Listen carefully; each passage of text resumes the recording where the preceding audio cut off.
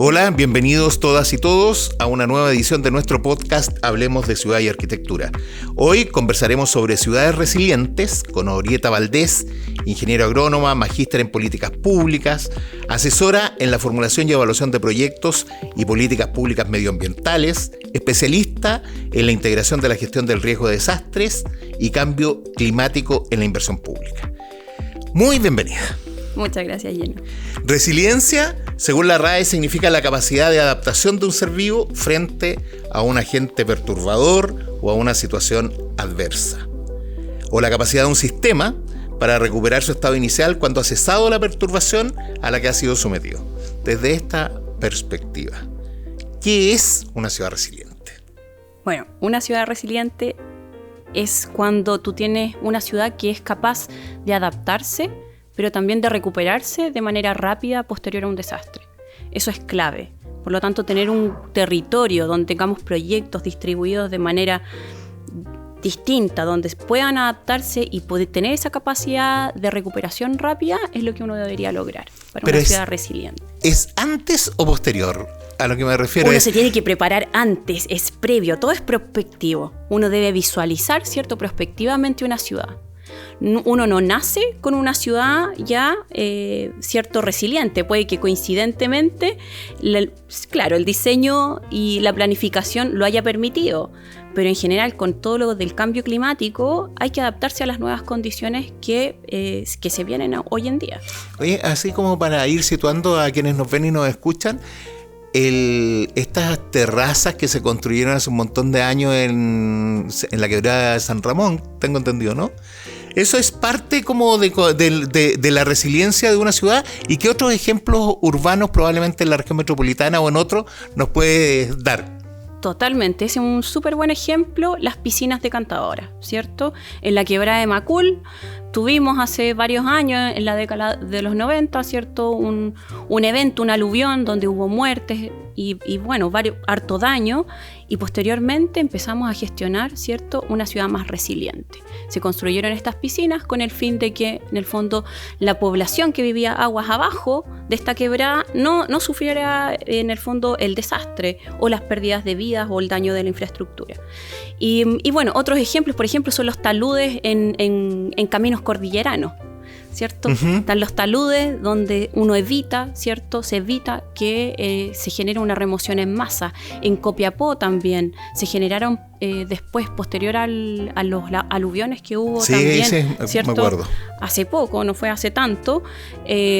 Claro, se generaron también algunas medidas de mitigación importantes a escala territorial. ¿Por qué? Porque la población empezó, ustedes lo saben, a crecer y empezó a adueñarse de todos estos espacios donde estaban amenazados, donde las amenazas, ¿cierto?, naturalmente se han situado en ciertos lugares del territorio. Oye, Orieta, ¿y la arborización o la construcción de áreas verdes también forma parte se puede incorporar dentro del concepto de resiliencia? Claro, un tema súper interesante porque hay medidas que uno podría construir que se denominan medidas grises, ¿cierto?, de infraestructura, pero también hay medidas verdes que son denominadas soluciones basadas en la naturaleza y que son basadas propiamente tal en la naturaleza. Se podrían construir, ¿cierto?, taludes verdes para poder sostener la tierra y evitar remociones, pero también esto va con medidas en el fondo no 100% verde ni tampoco 100% gris, sino que hay que buscar un óptimo para que tenga un efecto esperado, que es en el fondo tener menos desastres en el territorio. Oye, y desde el punto de vista porcentual, las emergencias que afectan a las ciudades y por tanto a los ciudadanos, ¿en qué porcentaje son fenómenos naturales? Uy, esa es buena pregunta. Buena pregunta. Es como de examen de grado. Si se equivocan en porcentaje, se reprueba. Hay estadísticas en general que vamos a tomar un número redondeado, pero en general que sean amenazas 100% naturales, podemos llamar, ¿cierto?, terremotos, inundaciones, ¿cierto? Ese tipo de amenazas, más o menos el 70% en Chile de lo que son desastres son de origen natural. ¿Okay? El 30% restante pueden ser otro tipo de desastres, por ejemplo, incendios forestales, tenemos derrames de hidrocarburos y otro tipo, por ejemplo, incluso los choques de trenes, ¿cierto? Ahí también tenemos un tipo de desastre que podemos llamar antropogénico, que es debido al hombre o al ser humano. Hoy día vamos a denominarlo ser humano. Oye, en el tema de los proyectos resilientes, te voy a plantear como desde el diseño y después en la ejecución. ¿Son responsabilidad de quién? Porque uno tiende a pensar que si estamos hablando de ciudades resilientes, la responsabilidad recae en la comuna. ¿Es eso así? ¿No es eso así? En cierto modo, sí es así, pero hay una labor, ¿cierto?, vertical. Tenemos una labor del Estado, ¿cierto? Tenemos el nivel central que genera políticas públicas a nivel nacional en términos de normas, regulaciones, entre otros. Dentro de eso también está la planificación territorial, ¿cierto? Los instrumentos de planificación territorial. Después damos una bajada a los gobiernos regionales. De estos gobiernos regionales deberían encargarse de la planificación hoy en día y luego estar alineados con los gobiernos locales, que son las comunas y los municipios. Por lo tanto, todo debería estar encadenado. Quienes formulan proyectos y quienes diseñan, depende. Todos diseñan desde los municipios hasta los sectores, los distintos, los voy a denominar sectores, los distintos ministerios, ¿cierto? Y que en el fondo pueden hacer uso de los fondos públicos. Entonces tenemos gobierno regional, municipios y los distintos sectores que pueden formular proyectos e ingresarlos y diseñar también. Hay cierto nivel de crítica respecto a los gobiernos regionales que actúan más bien como financistas que como supervisores o responsables de estas obras como de que están obviamente situadas en alguna comuna. Mi pregunta es, porque tienen una baja dotación, etcétera.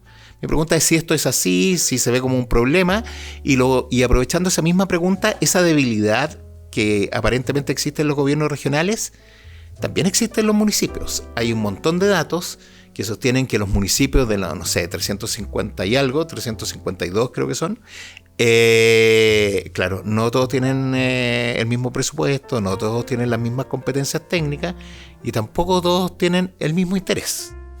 Claro. Totalmente. Bueno, el diagnóstico está súper claro. ¿Sí? ¿Cierto? Hay una más que débil capacidad de los mismos funcionarios. Hay varias causas. Una es la baja dotación, una alta rotación también de funcionarios públicos y también el sueldo que no es suficiente. Entonces, por lo tanto, eso genera una rotación y un vicio tanto en las municipalidades como en los gobiernos regionales. Entonces, hay una rotación de personal que genera que el personal que se va capacitando se va perdiendo de inmediato. Por lo tanto, constantemente, nivel central y todo el aparataje del Estado debe estar full tratando de capacitar a estos nuevos funcionarios públicos que están encargados de formular proyectos. Por lo tanto, es una labor constante. Nunca se logra el 100% de todas las capacidades instaladas en los municipios, ¿cierto? De los 346 municipios no se logra porque hay una alta rotación. Y eso se debe también a que el Estado, por lo menos a nivel central, también hay una baja capacidad en términos de presupuesto para capacitar a todos, sino que hay una priorización de ciertos grupos, 30 alumnos, ¿cierto? Cada sesión, por lo tanto, eso limita el tener estas capacidades totalmente instaladas en los municipios. Me gusta como ir a las preguntas como del financiamiento. Si yo quiero hacer piscinas decantadoras porque objetivamente mi comuna así lo requiere, ¿cómo se inicia el trámite? Yo le encargo a mi dirección de obras, me imagino, como alcalde, le digo, mira, elabórame un proyecto, eso se va escalando, el primer tema de financiamiento probablemente sea ante el gobierno regional y después existen otras instancias. ¿Cómo es el camino de un proyecto, yo siendo alcalde, cómo va a llevarlo a cabo? Es lindo el camino. Pero importante conocer también qué es el Sistema Nacional de Inversiones. Ya. Para eso es fundamental. El Sistema Nacional de Inversiones somos todos. Eso es el primer concepto. Pero también el segundo concepto es que el Sistema Nacional de Inversiones norma y rige el proceso de inversión pública en Chile. Y acá hay dos instituciones particularmente a cargo de esta misión, que es relevante porque, ¿cierto?, la plata, el dinero, el presupuesto es limitado. Por lo tanto, debemos gastar eficientemente ese presupuesto, no en cualquier tipo de proyecto y generar elefantes blancos por todos lados. Ese no es el foco. Está el Ministerio de Desarrollo Social, por una parte, que ve todo lo que es evaluación de proyectos, tanto ex ante como ex post. y también lo que es ejecución presupuestaria y planificación presupuestaria, que lo ve el Ministerio de Hacienda. Entonces, entre los dos ministerios se genera este Sistema Nacional de Inversiones, donde ingresan también los proyectos a un banco integrado de proyectos. Por lo tanto, si un municipio quiere generar un proyecto, primero debe esta institución generar, ¿cierto?, este proyecto en el banco integrado de proyectos, darle un nombre y empezar a formular su proyecto. También depende de qué tipo de problemática tenga. Siempre el foco de la formulación de proyectos va a estar orientado en solucionar una problemática, ya sea territorial, de la población u otra. Y esa problemática se tiene que llevar a cabo a través de un proyecto de inversión pública, y para eso hay herramientas que están disponibles en el Ministerio de Desarrollo Social y Familia. Creo que entendí mal, pero entiendo, volvamos al ejemplo, yo alcalde, yo quiero piscinas decantadoras porque efectivamente mi comuna los requiere. No es al GORE a quien acudo como a este Fondo Nacional de Inversiones y genero un proyecto en ese banco de proyectos, digamos. Ya, hay distintas formas.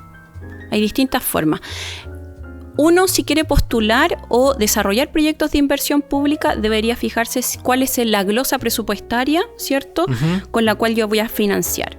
Si es glosa presupuestaria 31, y acá empezamos a profundizar en un aspecto bien técnico. Glosa subtítulo 31, entonces subtítulo 31 es inversión pública, ¿cierto? Son obras.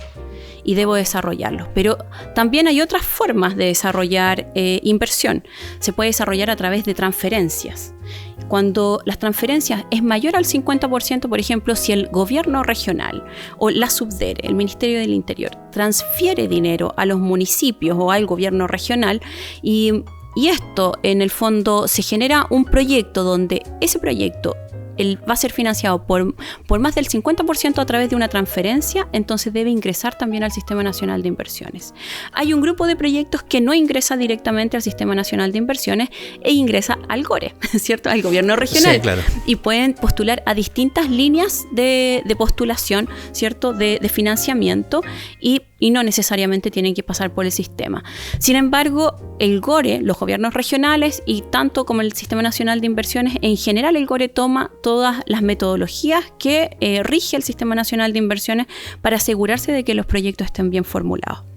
¿Puede un municipio, vamos a suponer el mismo caso, pero ahora que yo tengo mis arcas fiscales llenas, puedo yo hacer por mi cuenta como municipio sin explicarle a nadie, salvo con mis propios profesionales, y hacer mis piscinas decantadoras con mi presupuesto municipal? Varios puntos ahí, porque ahí interfieren varias instituciones.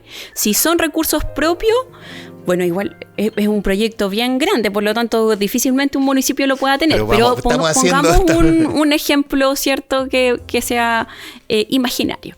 En ese caso, si fueran recursos propios, claro, lo podría ejecutar, pero recordemos que la DOM, ¿cierto?, está vinculado a los distintos ministerios, y también hay normas que rigen y que salen desde los sectores, tanto del MOP como del Ministerio de Vivienda. Por lo tanto, se deben respetar todas las normas en términos de planificación territorial como constructivas. Por lo tanto, por ese lado uno se va asegurando de que el proyecto sea bien ejecutado, no sea cualquier cosa. Pero si fuera un proyecto más pequeñito, por ejemplo, si fuera un cuartel de bomberos, ¿ya? Uh-huh. Y lo puedo ejecutar con dinero municipal, claro, lo pueden ejecutar con dinero municipal. Sin embargo, la desventaja es que a veces los diseños no son ad hoc a la necesidad de los bomberos. Y han habido casos, por ejemplo, en que las dimensiones del cuartel de bomberos incluso no soporta el ingreso de los carros de bomberos. Y ahí viene un trade-off en que a veces el apuro por querer generar y la necesidad de querer generar inversión se olvida de detalles importantes técnicos en términos de diseño. Por lo tanto, siempre es relevante tener en consideración la formulación como los aspectos técnicos de un proyecto, más allá de que ingrese o no al Sistema Nacional de Inversiones. Ya, pero lo que estamos describiendo es el camino de la formalidad habitual. Claro. Pero ya enfrentados ante un desastre. O sea, nunca nos dimos cuenta que, no sé, que la quebrada iba a bajar con esa cantidad de agua, que efectivamente generó un drama en la ciudad y todo. generar el proyecto, pasar un poco esta burocracia se hace imposible. Totalmente. Entonces, la pregunta es, ¿a qué fondos de emergencia, o sea, si son fondos de emergencia estatales, del GORE, a qué echamos manos cuando ya la tragedia ocurrió y la estamos enfrentando? Ya, ahí hay súper buena pregunta, porque hay fondos especiales cuando ocurren catástrofes. Entonces ahí se libera, ¿cierto? Por ejemplo, el incendio en Valparaíso. Me imagino que obviamente no vamos a hacer a todos los afectados postular al subsidio habitacional, hacerles puntaje, etcétera. Sí, hay un monto, ¿cierto? Que a través de esta resolución que genera esta catástrofe, el presidente, ¿cierto?, directamente aceleran inversión a través de glosas presupuestarias directas del Ministerio de Hacienda. Pero por otra parte, para agilizar, ¿cierto?, otra cartera de proyectos que en el fondo necesitan diseño, o también las personas que requieren ingresar a la oferta pública a través de algún sistema para subsidio. Entonces hay distintas herramientas. Una de las herramientas claves es la ficha de emergencia, la FIBE. No sé si han escuchado de la FIBE. Hemos escuchado. Entonces, esa FIBE es súper relevante porque catastra, ¿cierto?, a todas las personas que están en el territorio y que han sido afectadas, y automáticamente, ¿cierto? Con su nivel de daño.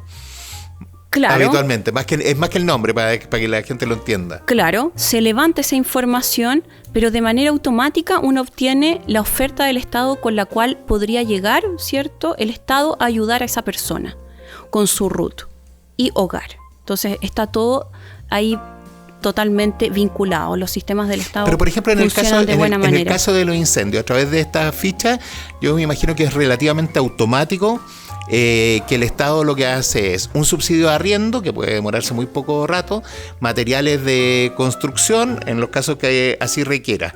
Pero para la solución integral, porque claro. ¿Cómo se logra? Claro, hay soluciones integrales. Bueno, ahí está la FIBE, pero también hay información que el Ministerio de Vivienda también levanta a través de una ficha 2. Ya eso es como, y todo se vincula en estos sistemas. Para hacer una solución integral, ahí quien tiene que participar y tiene que liderar es el municipio. El municipio, si hay un municipio débil en términos de levantar esta planificación integral, estamos perdidos. Ya, más allá de que pueda estar todo el aparataje del Estado apoyando distintos desarrollos, pero quienes deben liderar es el municipio. Senapred tiene una buena ahí posición porque va empujando los procesos. Sin embargo, son ellos quienes deberían tener todo un proceso de reconstrucción paralelo, ¿cierto?, con una delegación que en el caso de Valparaíso se hizo una delegación presidencial específicamente para levantar un plan integral de reconstrucción. Y eso también está en desarrollo social. ¿Sí? Entonces ahí hay un vínculo, pero quienes tienen que estar ahí al pie del cañón es el municipio y tratar de coordinar, ¿cierto?, con esta delegación a todas las entidades del Estado. Está bien. Pasamos... No vimos la catástrofe, vivimos la emergencia y ahora estamos en la etapa de la reconstrucción. ¿Quién desarrolla esos proyectos? Porque o volvemos un poco a lo mismo de que pues, nos podemos encontrar con municipios absolutamente incompetentes por su tamaño, etcétera.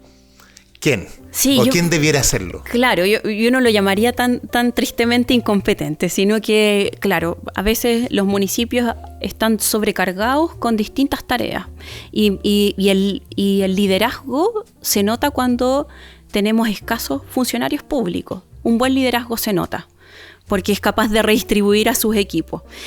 Una parte esencial es que hay algunos instrumentos para agilizar los proyectos de inversión pública, pero también quienes deben formular son tanto el municipio como los sectores. Así que no solo el municipio quien tiene ese rol, sino que las grandes obras, recordémonos que las lleva el Ministerio de Obras Públicas, y las que son de vivienda y urbanismo, que es todo lo que tiene que ver también con pavimentos locales, ciertos vías locales, también tiene que ver ahí vivienda y urbanismo. O si has escuchado, por ejemplo, el programa Quiero mi barrio, donde se ven también en términos integrales el cómo se podrían generar distintos equipamientos menores, por ejemplo, juntas vecinas, equipamientos para los vecinos o equipamientos deportivos, plazas, etcétera.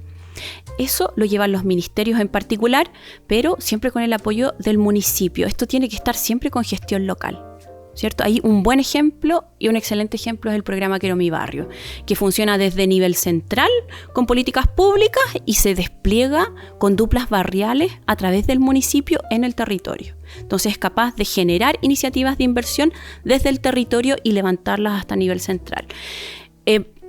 Respondiendo sobre otra parte, porque son varias cosas que hay que aclarar. Cómo agilizar esos proyectos. Uh-huh. Cuando viene una emergencia o una catástrofe de esta índole, se puede pasar inversión de manera más ágil a través de instructivos de emergencia que también están en el Sistema Nacional de Inversiones. Entonces se completa una ficha donde se levanta todo el deterioro o el daño de la infraestructura y de esa manera se facilita la reconstrucción de esos mismos proyectos. Pero hay algunos que dicen que no somos tan eficientes, a pesar de todo el modelamiento burocrático que tenemos, etcétera.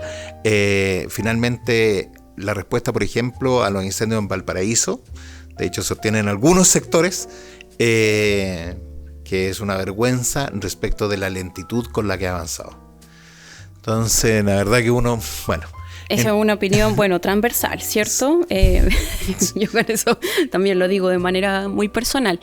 Pero, claro, hay una débil capacidad, ¿cierto?, de formular y de generar proyectos. Esto debería haber pasado de manera rápida. Y la capacidad de generar proyectos rápido. Porque en el fondo hay que llenar fichas, aunque estén todas las herramientas disponibles, hay que saber ocuparlas. Entonces también ahí hay una débil capacitación y ese es un círculo que hay que tratar de ir en el fondo reforzando todos los días. Ya para no quedar abatido con con este diagnóstico de realidad, te invito a hacer una pequeña pausa y ya regresamos. Perfecto.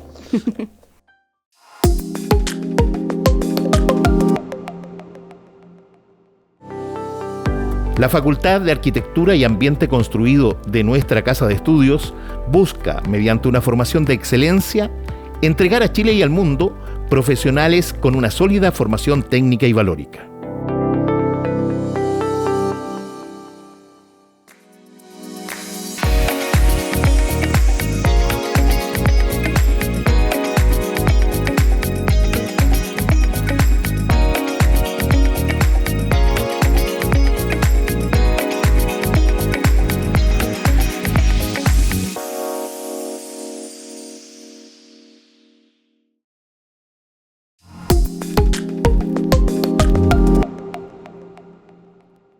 De regreso, seguimos conversando con Orieta Valdés sobre ciudades resilientes. Anticipándonos a la ocurrencia de los fenómenos de emergencia, ¿existen normativas que obliguen a ejecutores de obras públicas a incorporar elementos resilientes a sus obras o en sus obras? ¿O cuáles son esos elementos resilientes obligatorios que debieran ser parte de la evaluación del proyecto? Hay pocas cosas, pero hay. Eso es lo importante. Ya se ha venido preparando el aparataje del Estado en lo que es cierto desastre. En particular, para los proyectos está la metodología complementaria de análisis y evaluación de riesgo de desastre. Pero para solo 4 amenazas, ¿cierto? Está incendios forestales, tsunami, remoción en masa y erupciones volcánicas. Sin embargo, nos faltan más amenazas, no son solo esas amenazas. ¿Y los terremotos quedan como...? Terremotos, súper buena pregunta. ¿Por qué? Porque eso está bajo la normativa, ¿cierto? Tenemos una normativa bien robusta en Chile, aplaudida a través, yo diría, a nivel mundial, ¿cierto? Nos comparan, de hecho, los japoneses estudian mucho también la normativa nuestra y se va retroalimentando en ciertos aspectos, pero somos líderes a nivel, obviamente, latinoamericano. Indiscutible, la norma es base. Todos los proyectos deben contar al menos con esa norma. Lo que no se ha normado en términos de terremotos son las fallas corticales. Y ese punto, por eso es importante. Estamos hablando de San Ramón, de todas estas Falla cosas. San Ramón, por ejemplo, ¿qué pasa si construimos un proyecto cerca o al lado de la falla San Ramón? ¿Debe resistir la misma norma o sobrepasa la norma? Yo he escuchado cosas que son bien dramáticas. Primero, que hay que sostener que dicen que un sismo grado 7, creo que de 7 en adelante puede hacer desaparecer desde todo lado hacia arriba. Y lo segundo es que nosotros los sismos se producen por el choque de las placas, no y por fallas. Y la diferencia, que yo no sé si es cierta, solo la pongo así, es que estamos acostumbrados y tenemos normas para los movimientos horizontales, pero no así para los movimientos verticales. Entonces la verdad es que yo veo las noticias y me imagino que muchos que tienen casas en el sector oriente de Santiago deben decir, esto está mal. Afortunadamente después nos dicen que esto ocurre cada 8.000 años. Sí, bueno, yo no soy especialista en sismo, pero sí hemos estado en contacto con algunos centros de estudios, por ejemplo el Núcleo Milenio Ciclo, que es bien interesante porque ellos están 100% dedicados al estudio de fallas corticales. Y una de las misiones de ellos es cómo se introduce todos esos avances en política pública.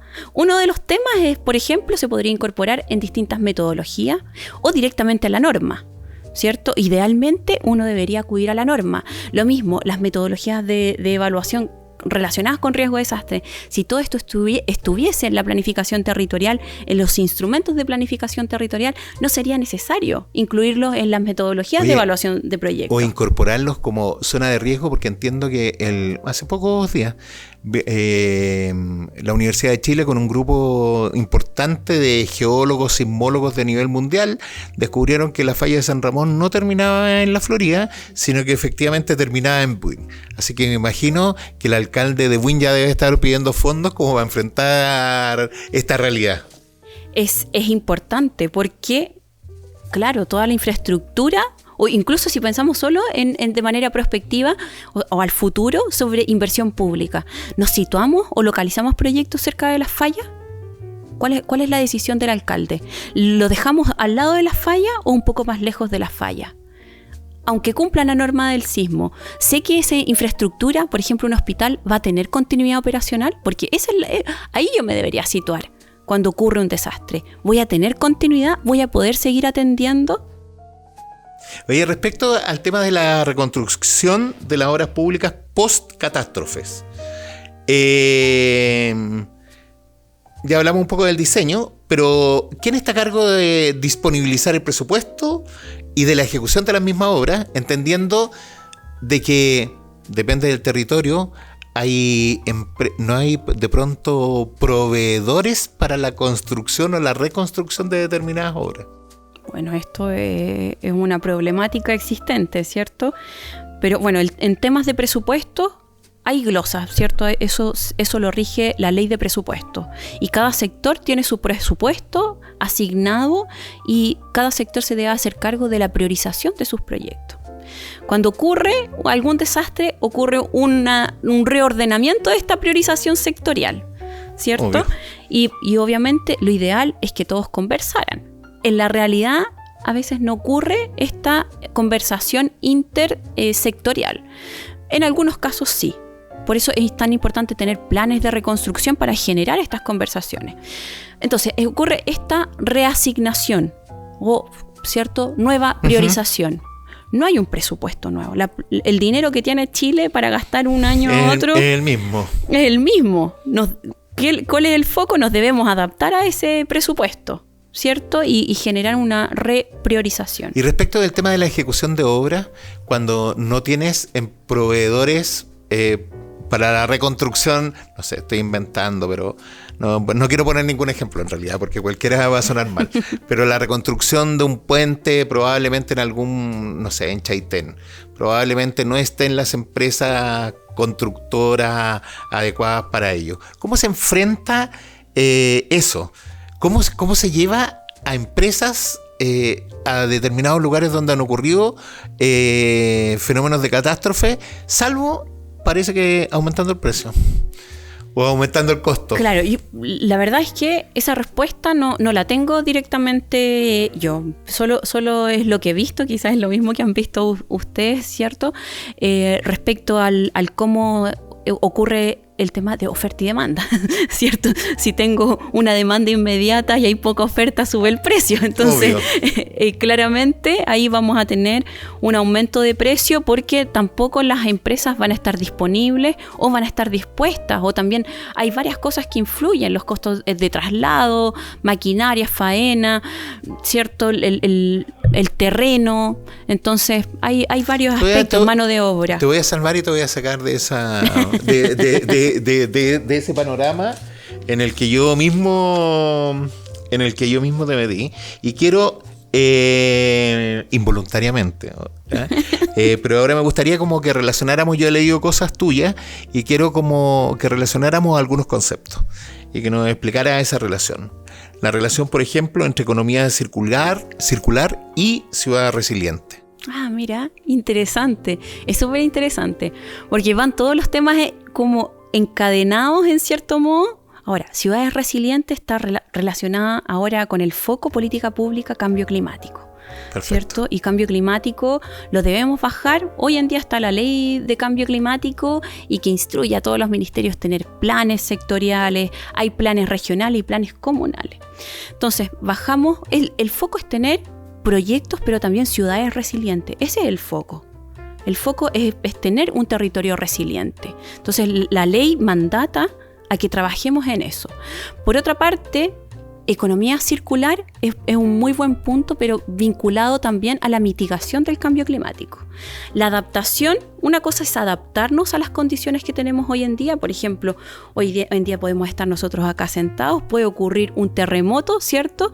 Pero y hay una falla quizás muy cercana. Entonces podríamos decir, estoy, ¿cierto?, en un nivel de riesgo muy importante. ¿Pero por qué? Porque la ciudad se construyó acá. Obvio. Entonces hay un tema de exposición, que ustedes ya lo deben saber, está la amenaza, ¿cierto? Pero la vulnerabilidad también de nosotros. ¿Qué pasa si nosotros fuéramos pobres? ¿Cierto? Nos volvemos más vulnerables aún y tenemos más riesgo, una incapacidad de recuperarnos. ¿Qué debemos lograr? Una capacidad rápida de recuperación. Y un punto importante son las características de la población. Es decir, a menor pobreza, y esto ya se ha estudiado, ¿cierto? Voy a tener, ¿cierto?, una rápida, una mejor recuperación ante un desastre. Por otra parte, tenemos la mitigación al cambio climático, que es reducir los gases de efecto invernadero. Y esto está vinculado con la política nacional, ¿cierto?, el Acuerdo de París. Uh-huh. Y Chile se compromete con reducir los gases de efecto invernadero y da un número. Y para eso, ¿cierto?, todo el Estado se pone de cabeza a trabajar en aquello. Hay varios instrumentos. Uno de los instrumentos también es el precio social del carbono, economía circular, ¿cierto?, y varios aspectos más. En economía circular, por ejemplo, podríamos ver materiales que incorporen un porcentaje de reciclados, ¿cierto? Y así poder tener, por ejemplo, un hormigón con un porcentaje de grava reciclado, etcétera. Exacto, que hoy ya se ha avanzado en eso, y que estén certificados y ocuparlos en nuevos proyectos de inversión pública. O también ir visualizando que los desechos de construcción deben ir a un destino final que no sea un relleno sanitario, ¿ya? Y que sea un sitio, ¿cierto?, de disposición final, pero para residuos de construcción, donde se pueda generar circularidad. Circularidad está vinculado con hacer un cambio de mentalidad, más que todo lo llaman como la economía lineal. Y no sé si estoy muy de acuerdo con los conceptos, pero sí es el seguir haciendo las cosas como uno las viene haciendo, en términos de cambiar esta mentalidad y generar, ¿cierto?, un círculo virtuoso de los elementos que tenemos en la economía y reocuparlos, reusarlos. Para eso se pueden ocupar a través, de temas en residuos, focalizarlo, pero también ver que hay muchos materiales que pueden ser circulares. Entonces, de esa manera podríamos reducir estos materiales y también ajustar todo lo que son los desechos de la construcción, porque no hay sitios de disposición, hay muy pocos sitios. Entonces, esa es una problemática del Estado. A propósito, me acabo de acordar que hoy día cuando venía para acá, venía escuchando la radio. Y entiendo que Peñalolén ganó un premio internacional sobre ciudades o comunas resilientes. Solo para el dato, postularon creo que 250 comunas o municipios de 50 países. y el premio nacional en la categoría nacional lo ganó Renca, que tiene un bonito proyecto respecto de su propio cerro, ¿no? Pero nada, quería solo mencionarlo porque me llamó la atención. Y cuando hablamos de la relación carbono-neutralidad-resiliencia, ¿de qué estamos hablando? Ya, carbono-neutralidad tiene que ver. Y bueno, importante el ejemplo que diste del Cerro Renca, porque ahí, cierto, y también lo escucha en la radio, entonces es súper interesante, porque el proyecto, lo que pude capturar, cierto, lo escuchamos en la radio, ¿cierto? Yo lo escuché en la mañana en la radio en el auto. Lamentablemente en el auto, porque vivo lejos, entonces eso significa que contamino y tengo una huella de carbono mayor, pero bueno, a veces uno no puede ser mejor persona y hay que hacer otras medidas compensatorias. Así es. Respecto al Cerro Renca, va a generar soluciones basadas en la naturaleza, y ahí vamos a vincular conceptos. Soluciones basadas en la naturaleza. ¿Qué son las soluciones basadas en la naturaleza? Voy a tener servicios ecosistémicos. Esos servicios me proveen de ciertos servicios. Acá hay un servicio, por ejemplo, de turismo.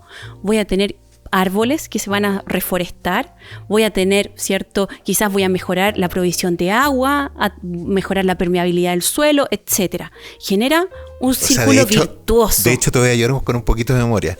Que lo que decía el alcalde es que habían plantado creo que 60.000, 80.000 árboles ya, que hay un par de industrias envasadoras de refresco que los desechos de sus aguas iban a ser tratados para el tema de las 200 hectáreas del parque, del cerro, para construir el parque, que había una asociación con un municipio, entiendo que era japonés, que le había financiado una parte y que lo habían venido a ver, etcétera. Que había un mirador, efectivamente hay un tema también como de turismo relacionado con el tema de vida sana. Interesantísimo, porque... Y sacar, están enfrentando el tema de sacar la termoeléctrica la termoeléctrica termina por ley, entiendo que el 2030 o 2035, y con ello se va a terminar el 30%, me imagino que será de ¿cómo se llama? De producción de emisiones que tiene la comuna. Claro, mira, y ahí se vincula muy bien a lo que es carbono neutralidad. ¿Por qué? Porque los árboles en sí generan, ¿cierto? Capturan carbono. Entonces, al capturar carbono, hay industrias que emiten carbono, ¿cierto? Y esta captura va a generar una reducción. Entonces, pues tengo distintas medidas para llegar a la carbono neutralidad. Una es ser más eficiente en la construcción de proyectos y de infraestructura en general. Entonces, que los materiales que voy a ocupar tengan una menor huella, menores procesos, sean circulares, ahorro procesos productivos, por lo tanto, ahorro en huella de carbono. Que los procesos en sí, por ejemplo, si voy a construir una carretera, me fije si los autos que van a transitar van a ser eléctricos, cómo se alimentan o cuál es la fuente de energía que van a ocupar. Si es una fuente sucia, termoeléctrica, que emite, entonces me tengo que preocupar de mitigar, de reducir, ¿cierto? Tengo que compensar. ¿Cómo capturo? Capturo a través de la plantación de árboles o voy a generar un humedal para poder capturar CO2, etcétera. Entonces, uno debería llegar como Estado a tener una serie de medidas. Entre esas está el cambiar, ¿cierto?, de matriz de termoeléctricas a energía solar, hidroeléctrica, cualquier otra energía que sea renovable y que no genere tantas emisiones. Y ahí puedo hacer un cambio importante en términos de reducciones de carbono, pero también es un cambio de comportamiento de cada una de las personas que constituimos esta sociedad, ¿cierto? Y ahí poder reducir tanto. Por ejemplo, una de las cosas re importantes que podemos hacer desde nuestra casa, reciclar, separar los residuos, generar, ¿cierto? Todos los residuos que van a rellenos sanitarios generan metano. Entonces, importante al menos separar los residuos. La Municipalidad de Colina, La Pintana y bueno, varias comunas más, Peñalolén, tienen una gestión de residuos segregado. Entonces, de esa manera pasan algunos días a recolectar solo la basura, pero por otra parte los reciclados. Lo que pasa es que da la impresión de cualquiera de estas medidas, para que tenga éxito, como en el corto plazo, se requiere una campaña de educación importante, bien relevante, porque no basta solo con disponer de recicladores, o sea, como generar si la gente no se compromete. O sea, que el compromiso es de todos y cada uno de nosotros. Si no no hay vuelta. Bueno, es el momento de una breve y última pausa y ya regresamos.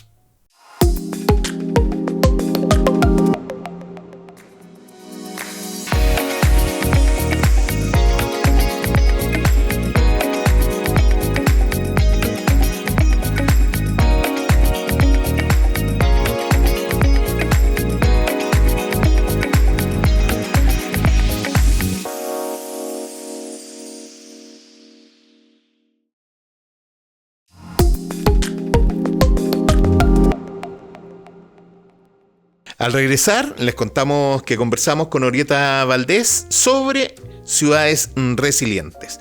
Una última pregunta después de analizar tu currículum. ¿Cómo aporta la evaluación social de proyectos al logro de los proyectos de ciudades resilientes? Buena pregunta. ¿En qué aporta aquella metodología? Bueno, aporta un granito a todo el desafío que se viene por delante. ¿Ya? Es solo un pequeño aporte, porque hay un desafío gigante en términos del cómo cambiar primero la mentalidad, el foco. Yo creo que el principal cambio que hizo este trabajo metodológico fue cambiar la mentalidad de quienes formulan proyectos. Es decir, hoy en día me sitúo en una problemática de evaluación de proyectos, pero no solo voy a mirar esa problemática, sino que voy a mirar el territorio. Voy a ver si existe un riesgo y el cómo puedo formular mejor un proyecto. Y ese cambio ha sido sustancial. En el fondo, hoy en día se conversa y ya se discute sobre proyectos que en el fondo puedan ser más resilientes, no sobre la discusión sobre la metodología y el por qué la exigen, sino que ya empezamos a otro tipo de nivel de conversación. Entonces, la camiseta de los formuladores veo que ha cambiado. En el fondo, ha cambiado la mentalidad en querer formular mejores proyectos resilientes. Falta mucho. Pero evalúan, lo que subyace a lo que me estás diciendo es que de alguna forma ya no se evalúan las acciones desarrolladas, sino que se evalúa el impacto de ellas, ¿o no es así? Más que todo, en la evaluación de proyectos tenemos dos partes de la evaluación. Porque yo puedo decir, miren, tengo recicladores, tengo camiones, pasan, no sé, una periodicidad, pasan por las casas, pero si no mido el impacto, va a ser, no sé. Eso es importante, ¿cierto? Y todo tiene que estar vinculado, o sea, no siempre va a ser solo el proyecto. El proyecto debe visualizarlo con modelo de gestión incorporado. Entonces, cuando uno presenta un proyecto, más allá de que se exija o no en el Sistema Nacional de Inversiones o en el gobierno regional o en otra entidad donde voy a postular un proyecto y voy a obtener financiamiento, lo importante es el cómo lo voy a operar y el cómo voy a construir y si ese proyecto va a entregar el servicio que requiere. Ese es el foco. Entonces, las guías metodológicas ayudan, ¿cierto? Rigen, ¿cierto?, el proceso de inversión pública y debería aplicarla. Pero son un instrumento que nos ayuda, ¿cierto?, a formular buenos proyectos. Y uno debería tener ahí esa guía, quizás le voy a llamar una guía de bolsillo. Entiendo. Que debería estar vinculándola y viéndola cada vez para formular estos proyectos de mejor manera. En el cómo evaluar el impacto, ahí es un poco distinto en los proyectos de inversión pública, porque en inversión pública uno puede evaluar el corto plazo y ahí nos metemos en la parte de evaluación ex post. Podemos evaluar, ¿cierto?, si el proyecto fue eficiente con los recursos que se destinaron, si el diseño fue adecuado, ¿cierto? Ahí podemos ver, por ejemplo, el cuartel de bomberos que no estuvo bien diseñado, u otro proyecto que no, por ejemplo, había estimado una demanda y después no fue ninguna persona a demandar ese servicio. Grave sería, pero es importante tener una retroalimentación. Eso sirve para tener una retroalimentación y mejorar los proyectos en el futuro. De largo plazo, el nivel de impacto difícil medirlo en los proyectos, a no ser que yo me plantee, por ejemplo, un indicador territorial. En el Quiero mi barrio se podría hacer una evaluación de impacto respecto al índice de deterioro urbano y social, ¿cierto? ¿Se reduce el índice de deterioro urbano y social? Sí, porque tengo 45 indicadores, los levanto en mi etapa ex ante, o sea, situación actual, cuando estoy levantando la cartera de proyectos, y después de 5 o 7 años levanto nuevamente esos indicadores y veo cómo se redujo tanto el deterioro urbano como la vulnerabilidad social. Entonces ahí yo puedo evaluar el impacto perfectamente, puedo ver si también podría decir, un barrio que tiene un índice de deterioro muy alto, un 60%, que lo hemos visto, y un nivel de deterioro en términos de vulnerabilidad en todos los aspectos, versus otro que tenga un 30%, ¿cierto? Requieren distintos niveles de presupuesto. Entonces ahí uno podría ver, ok, ¿quiero evaluar el impacto? O sea, evalúo el impacto, pero también cuánto fue la inversión que tuvo cada uno de estos barrios según su nivel de deterioro urbano y social. Ahí yo quizás nos da para otra conversación, pero es interesante dejarlo planteado que se puede evaluar el impacto cuando tengo indicadores que me permitan evaluarlo y tenga líneas bases también establecidas. Y en los proyectos particulares es difícil evaluarlo porque es más caro hacer una evaluación de impacto que hacer el mismo estudio de formulación del proyecto. Entonces, a veces no vale la pena. Oye, Orieta, bueno, nada, muchas gracias por esta interesante conversación, pero antes de despedir el capítulo de hoy, siempre les preguntamos a nuestros invitados si quieren agregar o corregir algo de lo que aquí se habló. Uy, no, más que todo para mí ha sido un gusto esta conversación, dejarlo que quede el bichito ahí de los formuladores, de formular buenos proyectos. Creo que esa es la misión de todos y de cada ciudadano. Por lo tanto, el tener la visión de que los proyectos que se formulan hoy en día deben tener una mirada de resiliencia, de adaptarnos a las condiciones de cambio climático, riesgo de desastre, ver si voy a comprar una inversión. Veo dónde está, tengo mapas de Senapred y puedo ver efectivamente si lo voy a hacer mi inversión ahí o no, etcétera. Pequeños aportes en magnitud, ¿cierto?, generan un gran aporte. Entonces, aunque ustedes vean que la contribución es mínima, particular, en magnitud de toda una población, contribuye un poco más. Bueno, Orieta, gracias nuevamente y también a todos y todos quienes nos escuchan o ven. A todos los invitamos prontamente a un nuevo capítulo de nuestro podcast Hablemos de Ciudad y Arquitectura. Este y otros capítulos publicados los pueden reproducir en nuestro canal de YouTube y en Spotify. Nuevamente, Orieta, muchas gracias. Un placer. Hasta pronto a todos y muchas gracias.